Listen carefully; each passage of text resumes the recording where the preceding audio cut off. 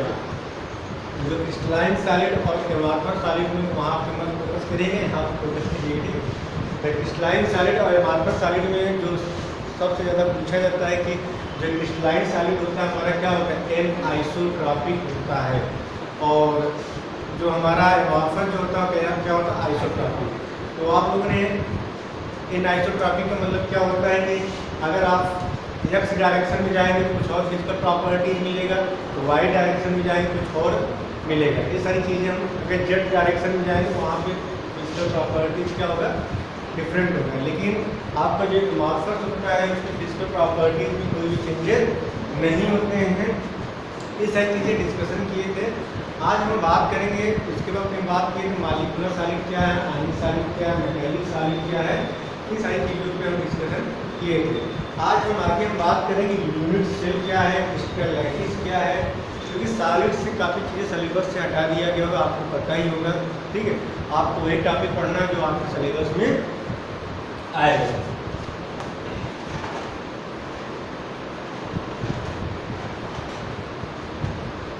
चला जाए चार लिखते हैं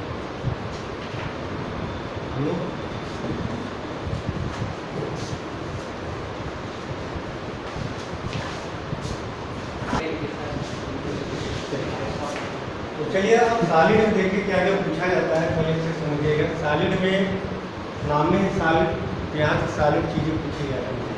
पहला जो आने की जो मैक्सिमम पॉसिबिलिटी क्या है कि डेंसिटी से रिलेटेड आपकी ग्रामीण मेथड पूछी जाती है।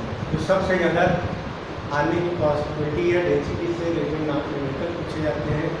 और इसके बाद आपसे पूछा जाएगा कि हमारा एक्स मॉलिक्यूल है तो कार्नर पे ऑक्यूपाई है, वाई मॉलिक्यूल फेस और कार्नर पे ऑक्यूपाई है या बॉडी सेंटर पे प्रेजेंट है, तो उस मतलब उसका एक्स और वाई का मॉलिक्यूलर फार्मूला क्या होगा।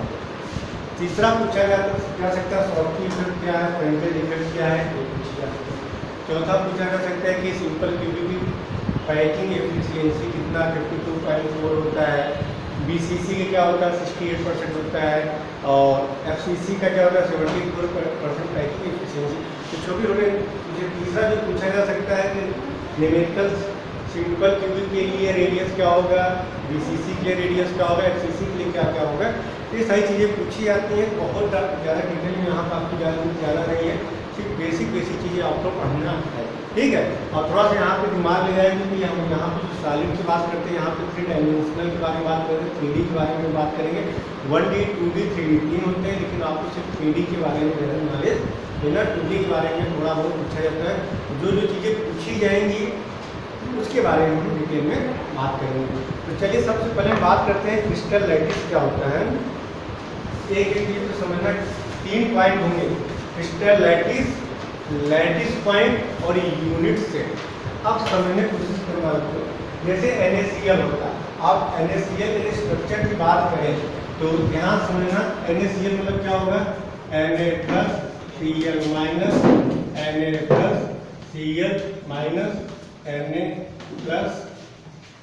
Na+Cl-,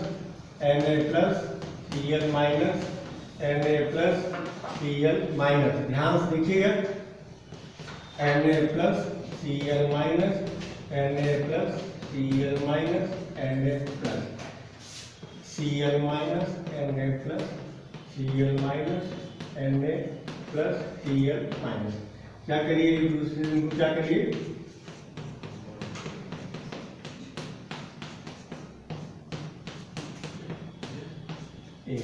ये हुआ हमारा। देखिए NaCl की बात करें तो ये हमारा क्या होता है, क्यूबिकल फॉर्म ऑफ NaCl। इसे क्या बोलते हैं, क्रिस्टल लैटिस बोलते हैं। इसे क्या बोलते हैं, क्रिस्टल लैटिस। जैसे आप NCERT में देखेंगे, ध्यान से देखिएगा, अगर आप NCERT को ओपन करेंगे एक एक पीस समझना। जैसे कि हमारे NaCl होते हैं, NaCl हमारे क्या होते हैं, क्रिस्टल के फॉर्म में अरेंज होते हैं। और क्या होते हैं, क्रिस्टलाइन सॉलिड बोलते हैं NaCl को। मैंने एग्जांपल बताया था। तो यहाँ पर NaCl की स्ट्रक्चर की बात करें, Na+Cl-, Na+Cl-, ये हमारे क्या कहलाते हैं, क्रिस्टल लैटिस कहलाते हैं। अगर हम इनको क्यूबिकल के फॉर्म में लिखें, ये हमारे क्यूबिकल के फॉर्म में देखिए, ये हमारा क्या होता है, क्यूबिकल के फॉर्म में। आगे जाएंगे, एक क्यूबिक इधर मिलेगा, इधर जाएंगे एक क्यूबिक इधर मिलेगा, ध्यान से देखिए एनसीईआरटी में लिखा गया है, एक क्यूबिक इधर मिलेगा, इधर आएंगे एक क्यूबिक फॉर्म इधर मिलेगा, एक क्यूबिक फॉर्म इधर मिलेगा और क्यूबिकल फॉर्म इधर मिलेगा। तो इस क्यूबिकल फॉर्म क्या बोलते हैं? क्रिस्टल लैटिस बोलते हैं। पॉइंट सुनना, इस क्यूबिकल फॉर्म क्या बोलते हैं? क्रिस्टल। देखिए छोटे छोटे हमारे मिलकर क्या बनाते हैं? क्रिस्टल लैटिस बनाते हैं। अब उस क्रिस्टल लैटिस में जो सबसे स्मॉलेस्ट पोर्शन होगा, जैसे समझना कि यहाँ पे 1 2 3 4 5 6 7 8 9 10 11 इस तरह हमारे क्या बने? लैटिस बने। तो एक इस पूरे क्यूबिकल फॉर्म को क्या बोलते हैं? क्रिस्टल लैटिस बोलते हैं। जैसे NaCl है वो हमारा क्या कहलाएगा? क्रिस्टल लैटिस कहलाएगा। तो बात समझ में नहीं आ रही? क्रिस्टल लैटिस कहलाएगा। अब यहाँ से एक स्मॉल यूनिट को निकाल लेंगे, एक छोटा सा पोर्शन को निकाल लें, तो उसे क्या बोलते हैं? Unit cell. Means smallest unit को क्या बोलते हैं? Unit cell. बात समझ में आ रही नहीं आ रही? यहाँ तक किसी कोई डाउट? इसे क्या बोलेंगे? क्रिस्टल लैटिस, या इसे पूरे क्या बोलेंगे? क्रिस्टल लैटिस बोलते हैं। लेकिन यहाँ से एक छोटी सी यूनिट निकाल लीजिए, उसे क्या बोलते हैं? यूनिट सेल बोलते हैं। बात समझ में आ रही नहीं आ रही? जैसे आप क्या करिए, जैसे आप समुंदर से एक बाल्टी पानी निकाल लीजिए, तो पूरे समुंदर को क्या मान लीजिए? Crystal lattice.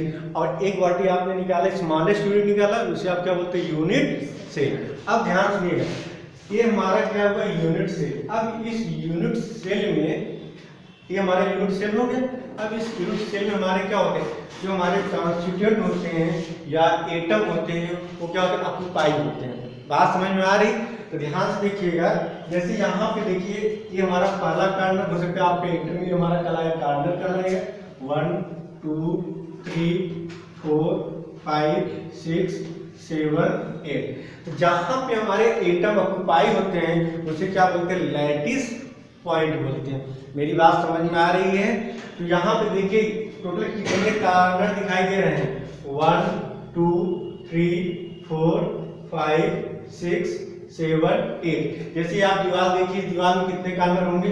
1 2 3 4 5 6 7 8। बात समझ में आ रही? तो इस यूनिट सेल की बात करें तो यहाँ टोटल कितने कार्बन होंगे? 8 कार्बन होंगे। थोड़ा समझने की कोशिश करिएगा। बात समझ में आ रही? टोटल कितने कार्बन होंगे? 8। अच्छा बेटे, फेज कितने होंगे? हाँ, टोटल कितने फेज होंगे? 6। 1 2 3 4 5 6। बात समझ में आ रही?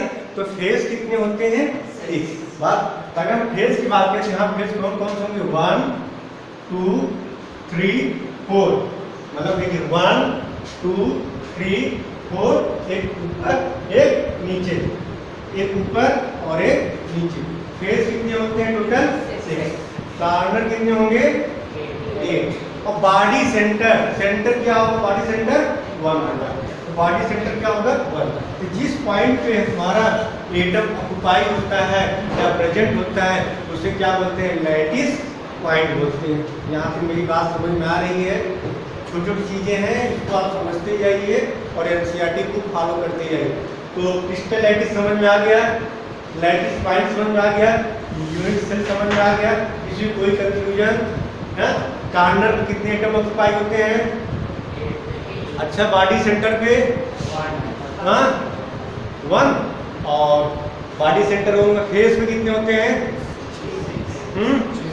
6 होते हैं। किसी कोई डाउट?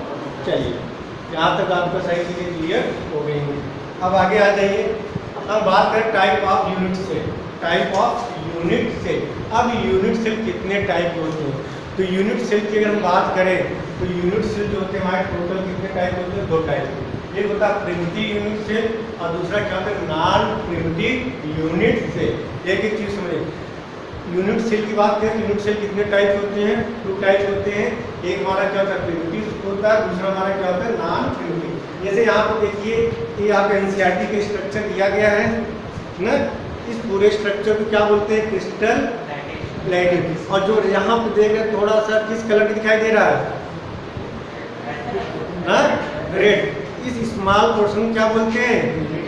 और देखिए हर कॉर्नर में देख रहे हैं गोले गोले जैसे दिखाई दे रहा होगा, दिखाई दे रहा है, इसे क्या बोलते हैं, लैटिस पॉइंट। किसी कोई डाउट? चलिए यहाँ तो समझ में आ रहा। अब हम बात करें टाइप ऑफ यूनिट सेल। तो यूनिट सेल दो टाइप होते हैं, एक आपका प्रिमिटिव यूनिट सेल और दूसरा क्या होता है, नॉन प्रिमिटिव यूनिट सेल। अगर हम बात करें प्रिमिटिव यूनिट सेल को बोलते हैं सिंपल यूनिट सेल या बेसिक यूनिट सेल। अगर नॉन प्रिमिटिव की बात करें तो नॉन प्रिमिटिव में आप कहते हैं body centre, BCC, FCC, ECC. ठीक है, तो पहला यूनिट डालिए टाइप ऑफ यूनिट सेल में सिंपल और प्रिमिटिव और बेसिक यूनिट सेल। देखिए इसको अच्छे समझिएगा, भी आप यहाँ पर प्रॉब्लम कराएंगे।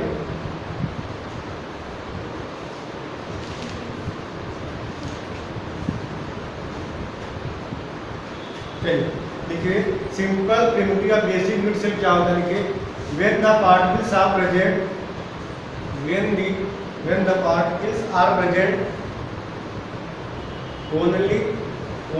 at the corner of the unit cell,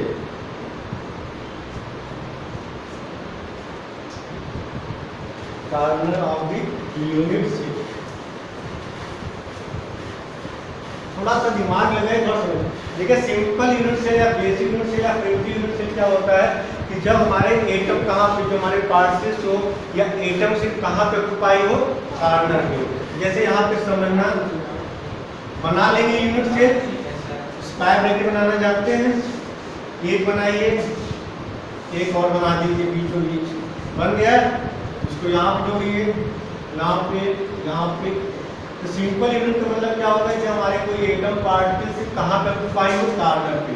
तो यहाँ पे 1 2 4 5 6 7 8, इसे क्या बोलते हैं, सिंपल यूनिट सेल। क्या बोलते हैं, सिंपल यूनिट सेल। किसी कोई कंफ्यूजन? अब चलिए दूसरा हम बात करने जा रहे हैं नॉन प्रिमिटिव यूनिट सेल या सेंटर्ड यूनिट सेल या नॉन प्रिमिटिव यूनिट सेल। पहला डालिए फेस सेंटर यूनिट सेल।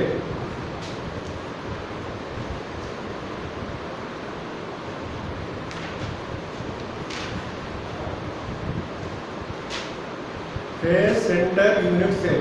देखिए फेस सेंटर का मतलब क्या होगा कि हमारा जो पार्टिकल्स है वो कहाँ पे ऑक्यूपाई हो, कॉर्नर पे हो, और कहाँ पे हो, टेस्ट हो। उसे क्या बोलते हैं, फेस सेंटर यूनिट सेल। तो नोट करिए, when particles are present at the corner and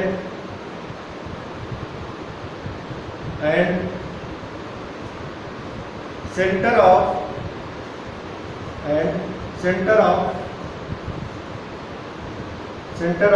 each face of the unit cell,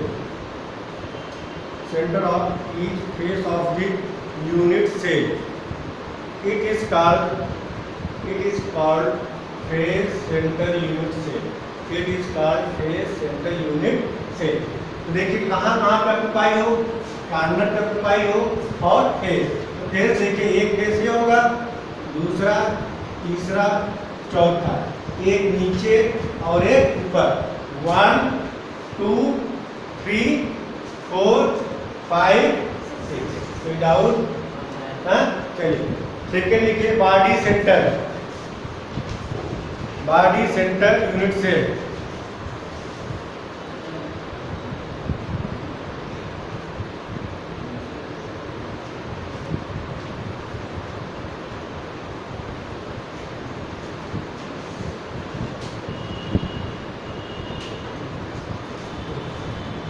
body centre की बात करते हैं, लिखिए हमारा कहाँ पे ऑक्यूपाई हो, कॉर्नर पे ऑक्यूपाई हो और बॉडी सेंटर पे।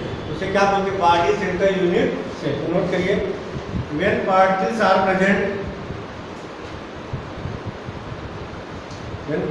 present at the corner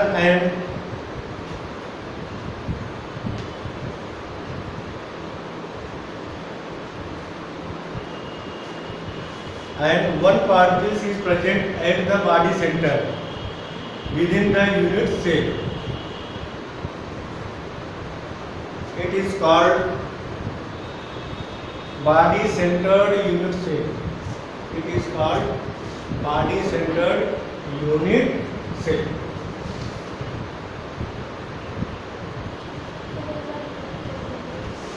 note कर लिए? When particles are present at the corner and one particle is present at the body center within the unit cell, it is called body centered unit cell. मतलब समझना, कहाँ पे हो? Corner पे हो और एक सेंटर पे हो, उसे क्या बोलते हैं? Body centre unit cell. चलिए अगला लिखिए, end centred unit cell. END centred unit cell.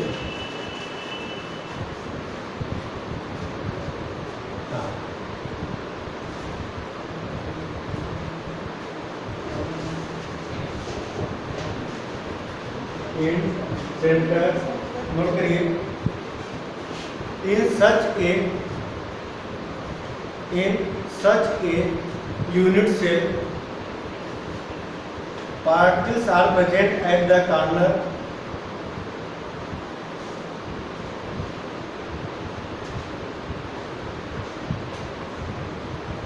and there are particles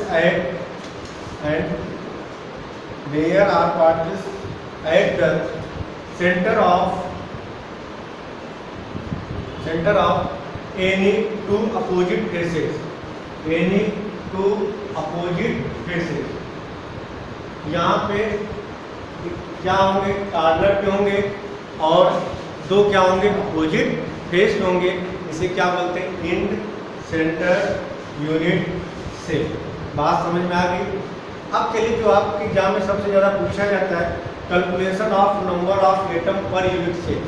अब हिडन डायलॉग के समझा है, calculation of number of atom per unit cell.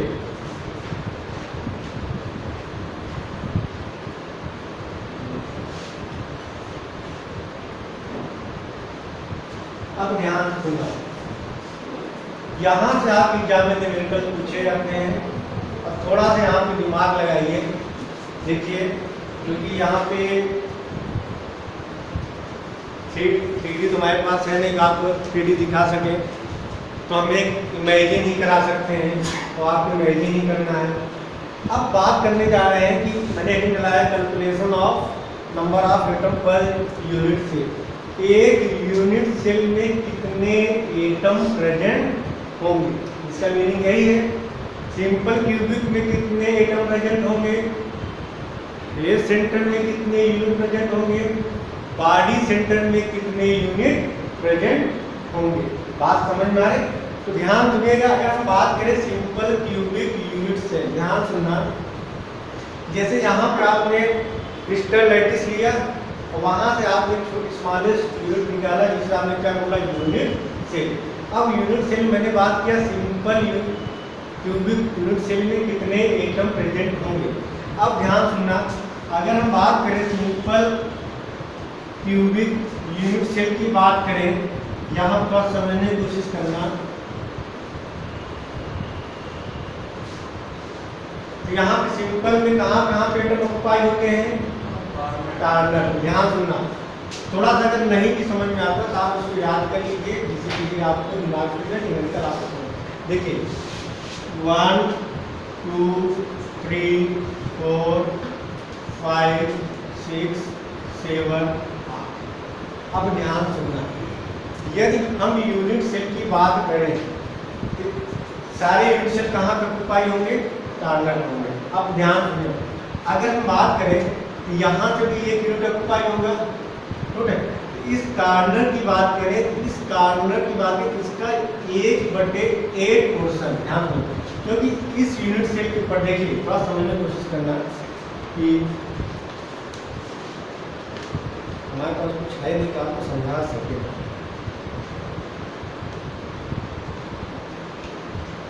देखिए, जैसे हमारा कार्नर हुआ, थोड़ा समझने की कोशिश करना.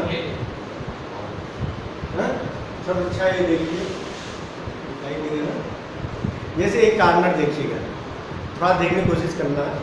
देखिए, ये हमारा, क्योंकि वो आप लोगों ने लूडो वाला नहीं आता, घुमाने वाला नहीं आता, वो क्यूबिकल के फॉर्म में होता है, वहाँ पे आप अच्छे समझ में आए। जैसे हमारा देखिए कार्बन हुआ है ना, अब इस यहाँ पे एक एटम है, ध्यान से देखिएगा, ये एटम है, तो इस एटम में टोटल 8 जुड़े होंगे। देखिए एक इधर जाएगा, एक इधर जाएगा, एक इधर जाएगा, एक इधर जाएगा, फोर्स आप ऐसे दिखाई दिए। अब अगर इसके नीचे रखेंगे तो फोर्स और आ जाएंगे। आपको ओवरऑल ये समझना है कि यहाँ पे जो एटम है, ठीक है, इसका जो कंट्रीब्यूशन होगा पर यूनिट से 1/8 होगा। बात समझ में आ रही नहीं आ रही? थोड़ा सा समझने की कोशिश करना। यहाँ पे जो एटम होगा, जैसे सिंपल क्यूबिक की बात कर रहे हैं, यहाँ पे आपको एक दिखाई दे, लेकिन इससे यहाँ पे जो एटम होगा इससे 7 और जुड़े होंगे। बात समझ में आ रही? जैसे छोटा सा एटम है ना, इससे 7 यूनिट से और जुड़े होंगे, मीन्स इसके पास कितना आएगा, 1/8 आएगा। बात समझ में आ रही? मतलब यहाँ पे इसका जो कंट्रीब्यूशन कितना होगा, जैसे यहाँ पे आपने एक एटम तो मान लिया, लेकिन एक एटम नहीं होगा, मतलब यहाँ पे 1/8 एटम प्रेजेंट है। बात समझ में आ रही? 7/8 क्या होगा, दूसरे यूनिट सेल से अटैच होगा। फिर क्रिस्टल लैटिस क्या होता है, उसमें बहुत सारे यूनिट सेल होंगे, लेकिन मैंने एक यूनिट सेल निकाला, तो यहाँ पे जो कार्नर वाला पोजीशन होता है, यहाँ पे 1/8 होगा। मतलब कितने एटम प्रेजेंट है, 1/8, 1/8, 1/8, 1/8, 1/8, 1/8। बात समझ में आ रही? तो टोटल कितने कार्नर हैं, 8 × 1/8 कितना आ जाएगा आंसर, 8। तो आपसे पूछा जाता है कि सिंपल यूनिट सेल में कितने एटम प्रेजेंट होंगे, तो आंसर क्या बताएंगे, 1। बात समझ में आ रही? नोट करिए, पढ़ा निकालिए। Number of atom in the unit cell of simple cubic lattice.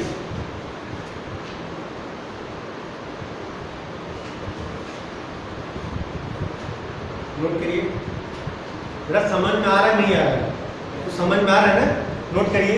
A simple cubic lattice है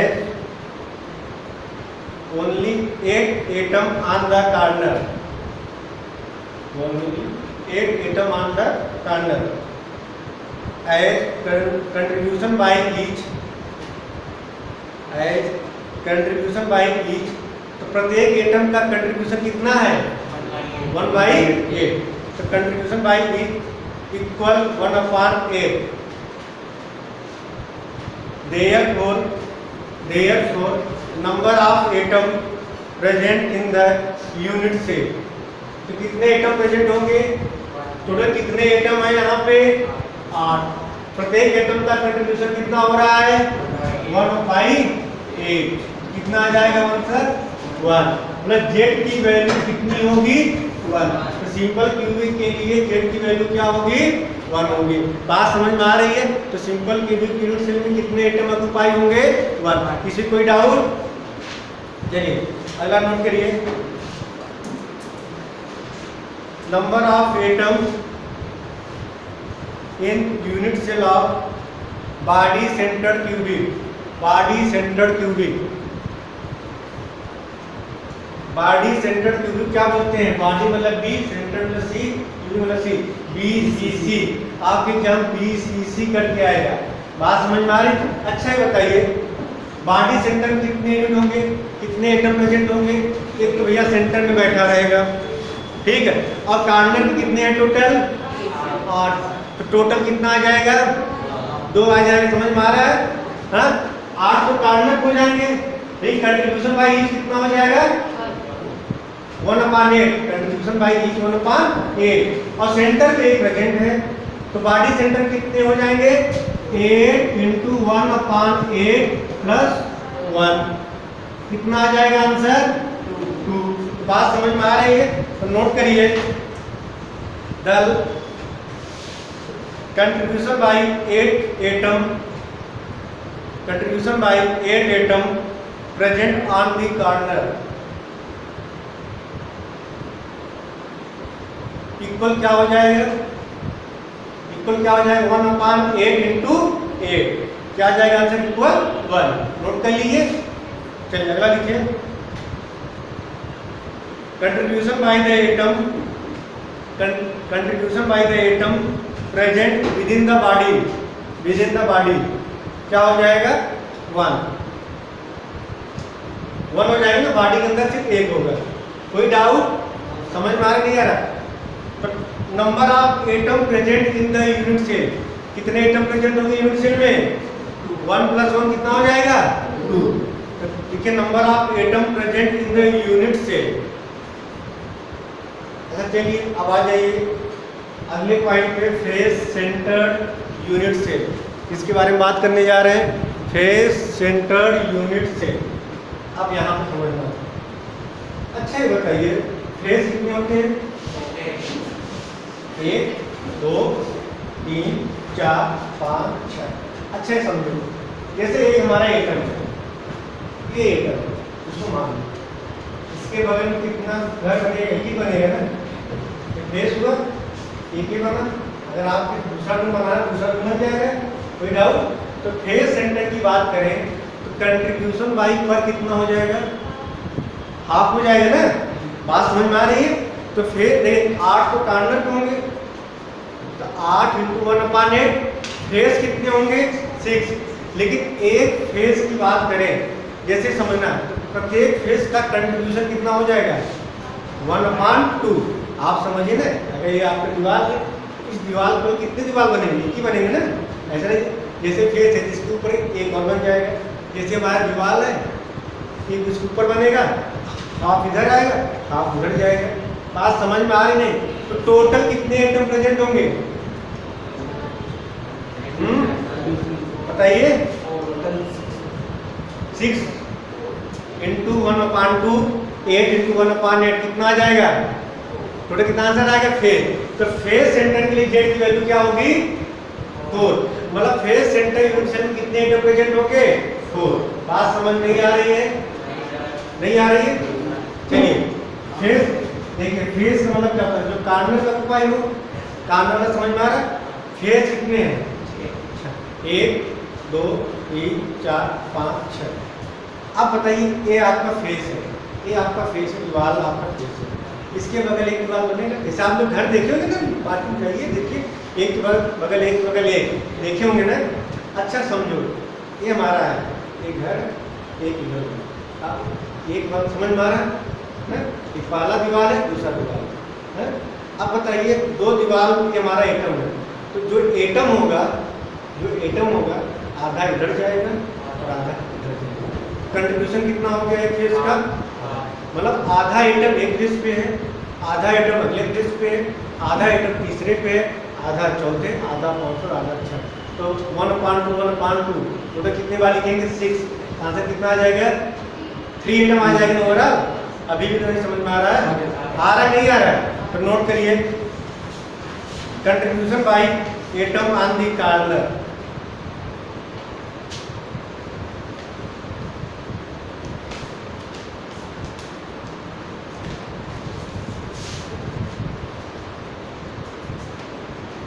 कार्नर इक्वल क्या हो जाएगा? 1/8 × 8 = 1। Contribution by the atom on the face, contribution of the atom on the face equal क्या हो जाएगा? 1/2 × 6 कितना आ जाएगा? 3। तो contribution number of atom present in the unit cell कितने हो जाएंगे? कोई डाउट?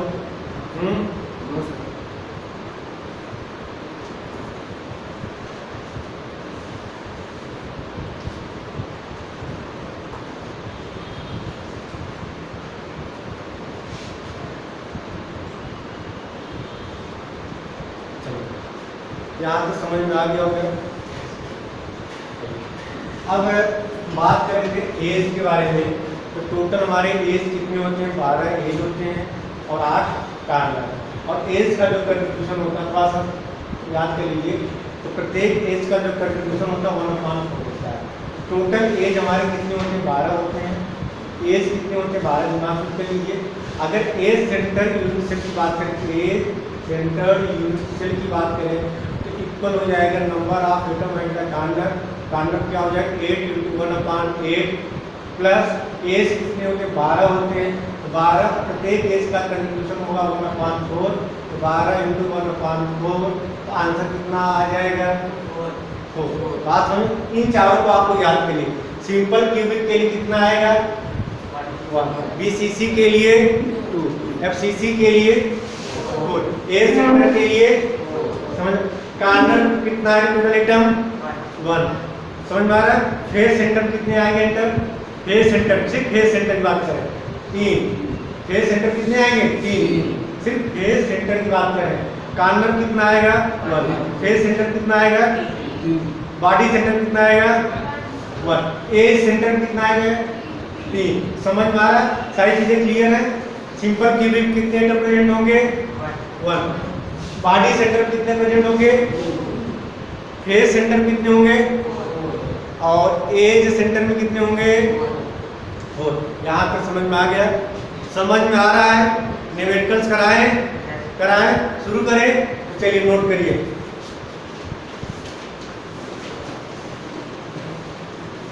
चलिए देखिए, ए क्यूबिक सॉलिड, देखिए बात मत करिए, a cubic solid is made of 2 element X and Y. हमारा क्यूबिक सॉलिड है 2 एलिमेंट से मिलकर बना है एक्स एंड वाई।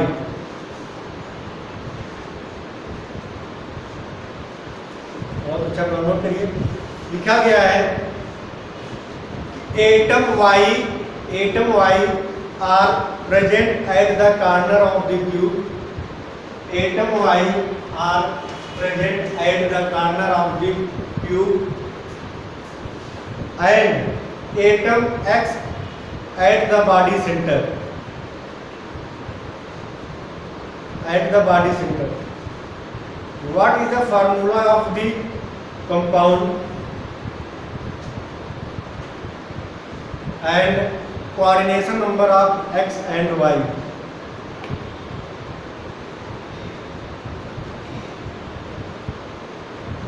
चलिए अब पूछा, ध्यान सुनना बच्चों, आपसे क्या कह रहा है, कह रहा है कि y कहाँ प्रेजेंट है कॉर्नर पे और x कहाँ प्रेजेंट है बॉडी सेंटर पे। तो फार्मूला क्या होगा, तो कह रहा है कि हमारे जो y तो कहाँ प्रेजेंट है कॉर्नर पे, तो कॉर्नर मतलब क्या आ जाएगा 1 2 3 4 5 6 7 8, तो क्या हो जाएगा 8 × 1/8, मतलब क्या हो जाएगा 8, मतलब क्या है आंसर 1।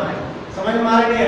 अब अगर x कहाँ पे प्रेजेंट है बॉडी सेंटर पे, x कहाँ प्रेजेंट है बॉडी सेंटर पे, एक एटम मतलब y की बात करें तो y के कितने एटम प्रेजेंट होंगे 1, x के कितने एटम प्रेजेंट होंगे 1।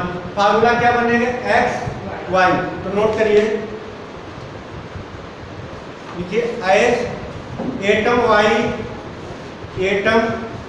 y are present at the corner of the cube, y atom कहाँ पे प्रेजेंट है corner of the cube. Note करिए, therefore number of atom of y, therefore number of atom of y in the unit cell, y के कितने atom present होंगे unit cell बताइए 8 × 1/8 equal क्या हो जाएगा 1। लिखिए 8 × 1/8 इक्वल 1।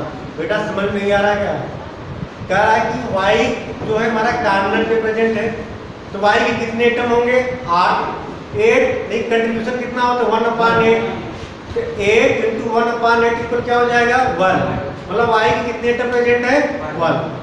नोट करिए, आगे नोट करिए, समझ में आ रहा है, समझ में आ रहा है सबको, अगला नोट करिए, as atom x are present at the body centre, कहाँ पर प्रेजेंट है body centre, therefore number of atom of x, therefore number of atom of x in the unit cell, x के कितने यूनिट सेल होंगे 1। समझ में आ रहा है। ये बताइए रेशियो हमारा क्या है 1:1, यही रेशियो, मालूम फार्मूला क्या बनेगा तो फार्मूला ऑफ द कंपाउंड क्या होगा इज एक्स वाई। तो formula of the compound is X Y. समझ में आ रहा है? अब एक चीज ध्यान से देखना, यहाँ पे जब भी पेपर आके बात करेंगे, ठीक, बॉडी सेंटर की बात करें तो बॉडी सेंटर का हमेशा कोऑर्डिनेशन नंबर कितना होगा 8। बॉडी सेंटर का सिंपल क्यूबिक का कोऑर्डिनेशन नंबर 6। आगे बात करेंगे एफसीसी कोऑर्डिनेशन नंबर 12 और बॉडी सेंटर का कोऑर्डिनेशन नंबर क्या होगा 8। तो यहाँ पूछा कि कोऑर्डिनेशन नंबर क्या है, आगे डिस्कशन करेंगे। लिखिए कोऑर्डिनेशन नंबर ही क्या होगा 8। बात समझ में आ रही है? किसी कोई डाउट? चलिए अगला प्रॉब्लम नोट करिए। अच्छा यही हम डिस्कशन कर लेते हैं, नोट करिए। सब समझ में आ रहा है? अगला नोट के समझ में आ जाएगा।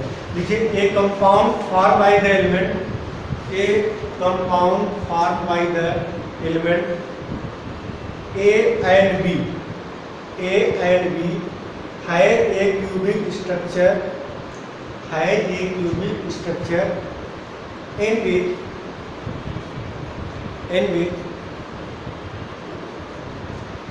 A मतलब A atom are at the corner of the cube.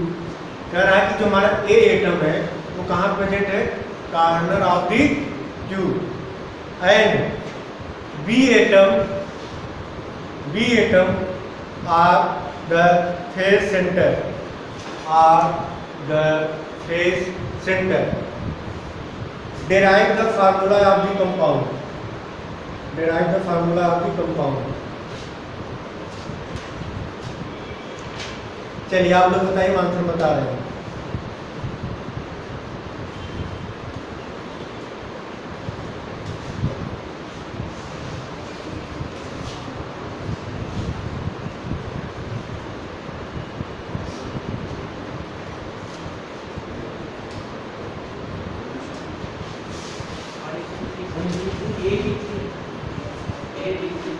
क्या होगा?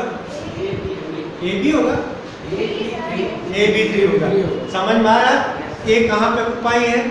कॉर्नर पे। बी कहाँ पे है? फेस। क्या हो जाएगा? ए एटम मतलब क्या हो जाएगा? 8 × 1/8 = 1 और बी कहाँ पे है? फेस पे। तो 6 × 1/2 इक्वल क्या आ जाएगा? 3। बात समझ में आ रही? चलिए अगले प्रॉब्लम से।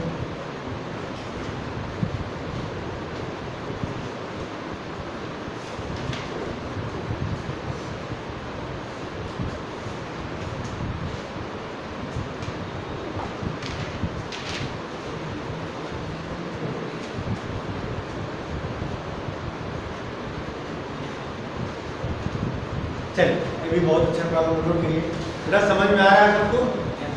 अगला नोट करिए a compound made up of element A and B in the cubic structure, A and B cubic structure. आगे नोट करिए, atom A are present on the corner as well as the face centre. कह रहा है atom A are present on the corner as well as face centre. कहाँ present है? Corner present है और face centre. Whereas B are present on the edge center as well as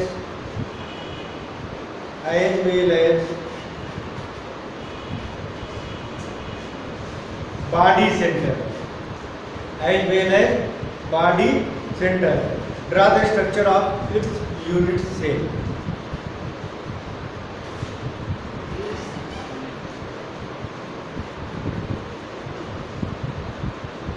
चलिए सवाल करिए आप लोग, कोई बोलेगा नहीं?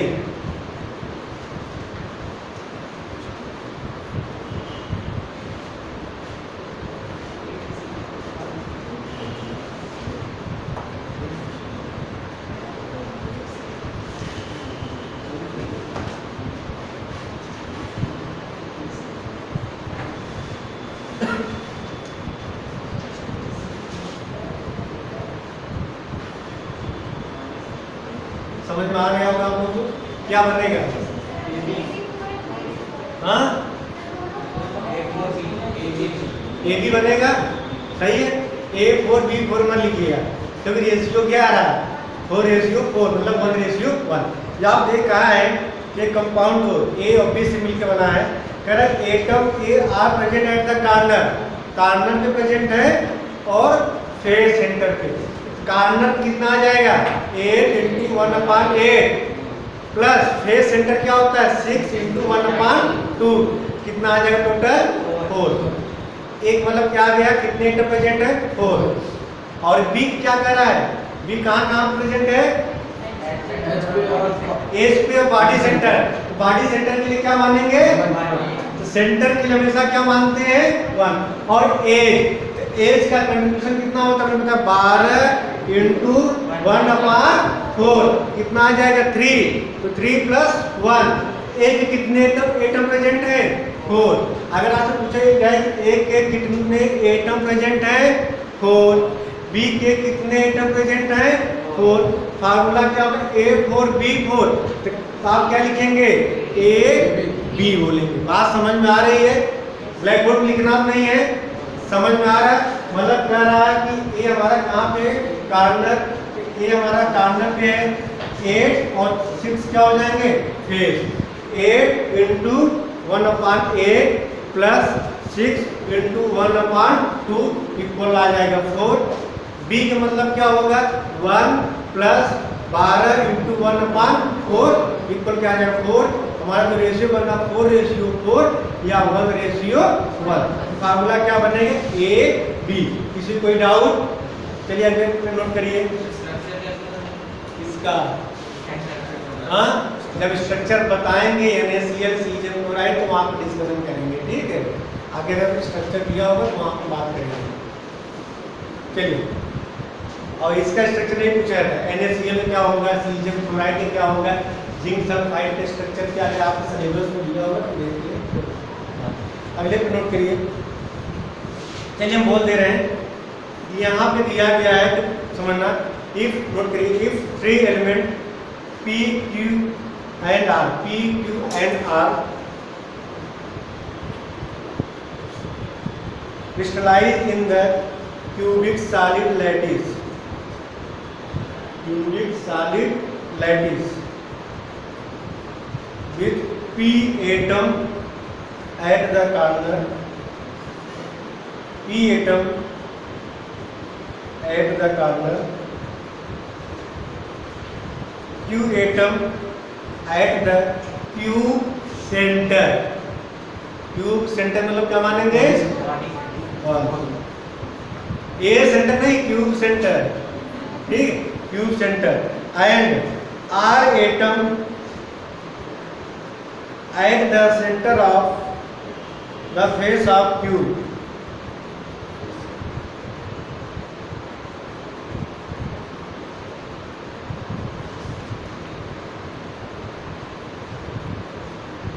R atom at the center of the face of the cube, then write the formula of the compound,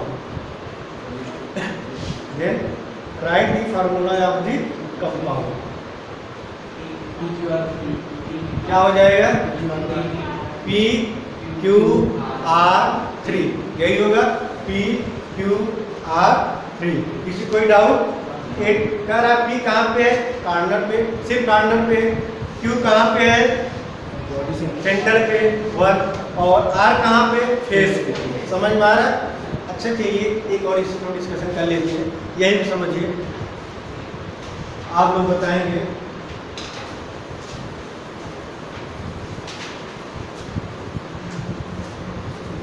अभी इस टाइप एलिमेंटल लाइन कर ले जाएंगे।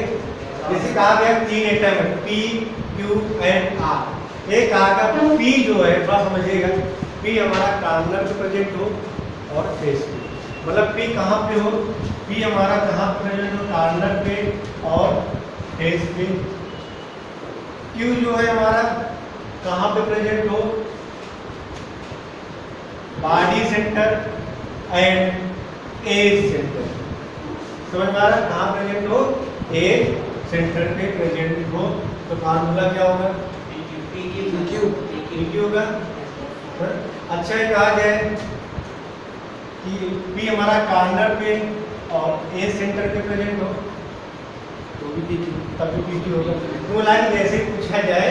अच्छा एक और समझना, आपसे कहा जाए, सुना कि दो एटम है P and Q, P and Q, P जो प्रेजेंट है अल्टरनेट कॉर्नर पे प्रेजेंट हो, अल्टरनेट कॉर्नर पे प्रेजेंट हो और क्यूब सेंटर में प्रेजेंट हो। सुनना कह रहा है P कहाँ पे प्रेजेंट हो, अल्टरनेट कॉर्नर पे और A सेंटर पे प्रेजेंट हो।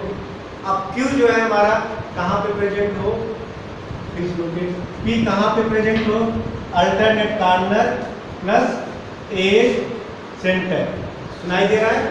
और Q जो है हमारा कहाँ पे प्रेजेंट हो, फेस सेंटर पे। तो फार्मूला क्या है, X सेंटर है, A सेंटर। हाँ अच्छा मतलब P मतलब कॉर्नर पे हो, alternate corner plus A centre. A centre का कंट्रीब्यूशन कितना आता है, 1/4। कितने एज होते हैं, 12। टोटल कितने एटम आ जाएंगे, नहीं समझ में आ रहा।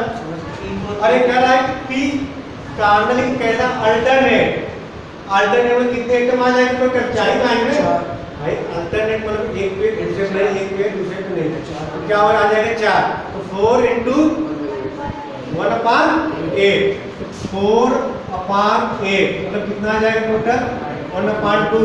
यहाँ पर आ जाएगा 3 + 1/2। समझ में नहीं आ रहा, क्या हो जाएगा 7/2। तो P कितना आएगा, 7/2।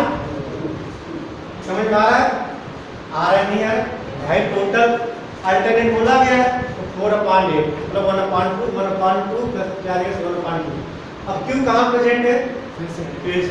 तो फेस मतलब क्या हो जाएगा यहाँ पे 3। तो यहाँ फार्मूला आपको क्या निकल कर आ रहा है, P 7/2 और Q तो क्या हो जाएगा, सही है। हाँ या इसको आप क्या बोल सकते हैं, क्या आप उसको बोल सकते हैं P 7 Q 6।